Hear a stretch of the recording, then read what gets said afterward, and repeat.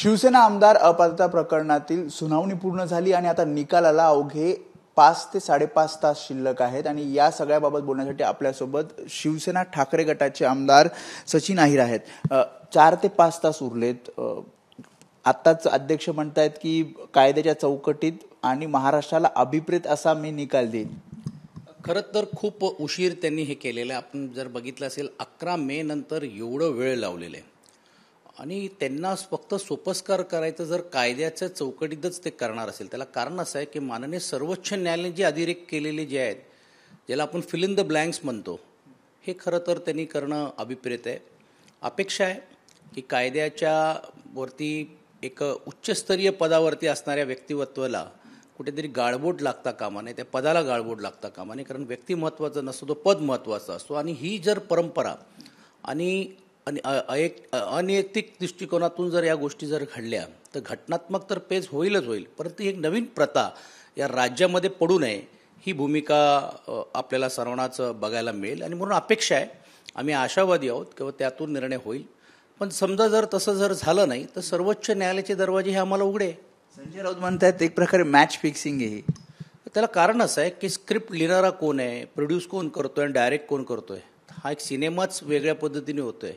कालच माननीय अध्यक्ष जर ज्यांच्या विरुद्ध दावा आहे त्यांच्याकडेच जाऊन भेटत असतील, दिल्लीमध्ये जाऊन विरोधी पक्षातले किंवा विरोधी आमदारांचे ज्यांचा अपात्रच्या बाबतीत आम्ही हा प्रस्ताव टाकलेला आहे त्यांच्याच वकिलांशी बोलत असतील, काही वरिष्ठ स्तरावरती जाऊन त्यांची गाठीभेटी होत असेल तर न्यायाची अपेक्षा सर्वसामान्य लोकांनी कशी करायची हा एक प्रश्न होता। त्यावर अध्यक्ष म्हणतात माझे आमदार म्हणून काही कामं असतात आणि अशा प्रकारे जर आक्षेप घेत असतील तर एक प्रकारे दबाव टाकण्याचा प्रयत्न होतो। अजिबात नाही, पण टायमिंग हा महत्त्वाचा आहे, कधी असतात नसतात। आणि आम्ही मंत्री राहिलेलो आहोत, प्रोटोकॉल प्रमाणे माननीय अध्यक्ष राज्याच्या मुख्यमंत्र्यांकडे जात नाही, त्यांना बोलवलं जातं।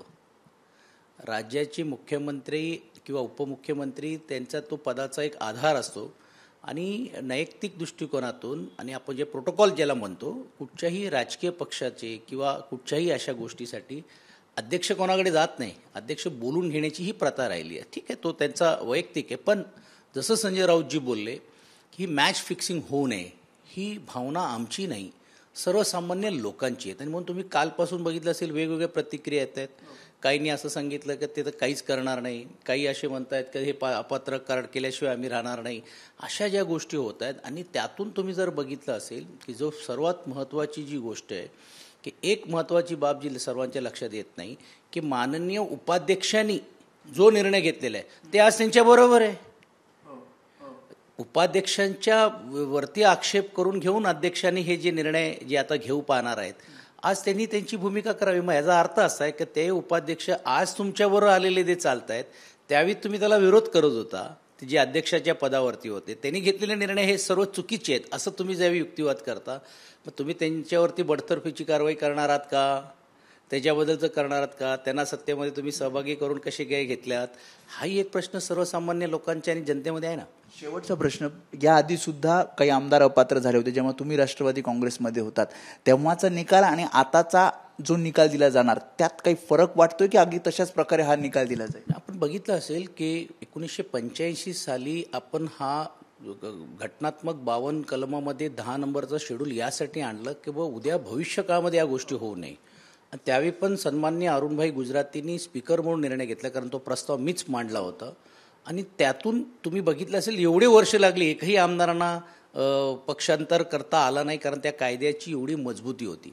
आता सर समजा जर तसं दुर्दैवाने जर निर्णय झाला, एक तर मुळातच वेळ लागलेला आहे आणि एक लोकांचं आणि लोकप्रतिनिधींना वाटलं की आम्ही काही जरी केलं आणि केंद्र सरकार आणि राज्य सरकार आमच्याबरोबर असेल तर आम्ही घटनेची पायमळी करून आम्ही हे करू शकतो असं सिद्ध होऊ नये। आणि म्हणून त्यातून आणि ह्या निर्णयामध्ये खूप अंतर आहे, खूप फरक आहे। ते निर्णय 1-1.5-2 महिन्यामध्ये झाले होते, अर्थात त्यांना माननीय उच्च न्यायालयांकडे धाव त्यांनी देण्याचं काम केलं होतं, तो भाग वेगळं, पण निर्णयाची जी प्रक्रिया होती 10 शेड्यूलमध्ये आणि 10 शेड्यूल त्यावेळी तर मी असं म्हणेन की सुरुवात होती, पण आता तर त्याच्याहीपेक्षा मजबूत झाल्यानंतर पण हा जर निर्णय जर असा अयोग्य जर लागलं तर मला वाटते छोट्या पक्षाला आणि देशामध्ये एक वेगळी दिशा हा निर्णयाच्या माध्यमातून आणि दुर्दैवाने कलंक लागता कामा नये या राज्यावरती, एवढीच अपेक्षा आहे। अगदी शेवटचा प्रश्न, यामध्ये तुम्ही जसं म्हणताय जर निर्णय त्यांच्या बाजूने लागला आणि जर ठाकरे गटाचे आमदार जर अपात्र ठरले तर एक मोठा धक्का मानला जाईल, कारण विधानसभेमध्ये फक्त 2 आमदार तुमचे शिल्लक राहतील. लाट उचले. जनतेची जी लाट आहे ना ती किती लोकप्रतिनिधी आहे ह्याला महत्त्वाचं नाही. आणि या अगोदर देखील असे अनेक प्रयोग झाल्यानंतर पण लोकांनी साथ देण्याचं काम केलेलं आहे. जसं मी म्हटल्याप्रमाणे की आम्ही सर्वोच्च न्यायालयाच्या कडे आमची अपेक्षा राहीलच राहील, परंतु आम्ही जनतेच्या दरबारमध्ये पण आम्हाला जावं लागेल ना. आणि मग दूध का दूध पाणी का पाणी, आणि मग कोण किती लोक आहेत, कसे आलेत, काय आलेत, ही जनता जनार्दन आहे, तीच ठरवेल. आणि एक नवीन लाट घेऊन आदरणीय उद्धवजींच्या नेतृत्वाखाली परत जिद्दीने आणि जोमाने आम्ही उभे राहू. तुम्ही तयार आहात काही निर्णयाला? कसं आहे की मानसिकता आणि नैतिकता ह्या 2 गोष्टी असतात. मानसिकता तर आमची तयार झाली, आम्ही नैतिकतेच्या आधारावरती आम्ही ही लढाई लढतोय. आज तर ते लोक तर आमच्यावर राहिलेलेच नाही ना. ते काय उद्या निर्णय अपात्र झालं पात्र झालं म्हणजे काय उद्या आम्ही सरकार जाऊन स्थापन करायचं हे नाही, पण नैतिकताच्या आधारावरती ही लढाई द्यायला पाहिजे. आणि ही लढाई कसोटीने आदरणीय पक्षप्रमुख उद्धवजींनी ही केलेली आहे, हे राज्य नाही देश बघतोय. त्यामुळे नैतिकतेच्या आधारावर ही लढाई लढतोय आणि निर्णय कोणताही आला तरी शिवसेना ठाकरे गट तयार आहे. आणि त्यांचं असं म्हणणं आहे की जर त्यांच्या बाजूने जर निकाल लागला तर लाट एक प्रकारे उसळेल आणि पूर्णपणे आम्ही या सगळ्या निकाल म्हणजे कुठलाही आला तरी आम्ही तयार असल्याचं सचिन अहिरे म्हणतात. कॅमेरामन अनिल पवार समी वेदांत नेब, एबीपी माझा, मुंबई. एबीपी माझा, उघडा डोळे बघा नीट.